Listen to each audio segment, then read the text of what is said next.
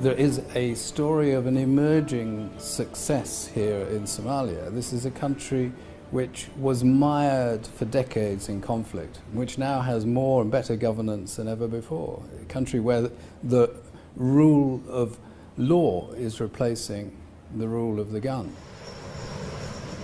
A country where people who used to flee in their millions as refugees are now slowly starting to return.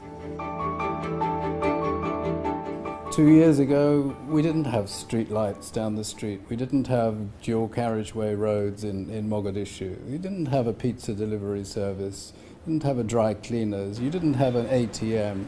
You didn't have thousands of people on Lido Beach every Friday. I mean, this is a city that is transforming and coming back to life. Millions and millions of children have been vaccinated against polio, against measles. Livestock and agriculture has been hugely boosted. Just last year, 24 million animals were vaccinated and immunized through a food and agricultural organization project.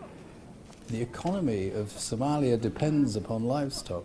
And this year, I'm very pleased, they exported a record number, 5 million livestock were exported. Somalia has many friends in the world, and their efforts need to be brought together, and that's something the UN helps to do through the New Deal Somali Compact.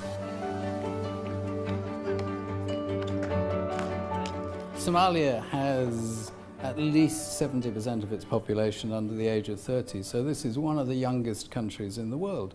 And the youth that I have met are full of energy, full of hope. They're very committed to education, and they're very brave. I attended the TEDx event at the Lido Beach, absolutely full of talented young Somalis with great ideas. Here as well, you can see women playing a much, much bigger part, and I think in the next year we'll see them playing a bigger role in the political life of the country. We're here to provide strategic advice to the federal government and its institutions as it undertakes a really ambitious political project, federating the country, revising the constitution, democratizing, and we'll continue to support that process. And it's a Somali-owned process, a Somali-led process, and we will respect that as we have done. When we need to, we'll support, and when we don't, we step back from the process as well.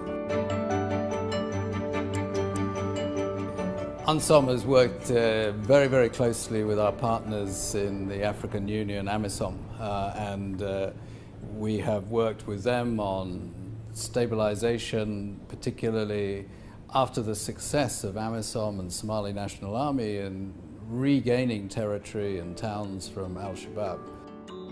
I pay tribute to all the colleagues in the United Nations system who are here. They've given up their families and their lives and jobs elsewhere, come to what is sometimes still a dangerous place, and we've sadly lost colleagues in these last 2 years.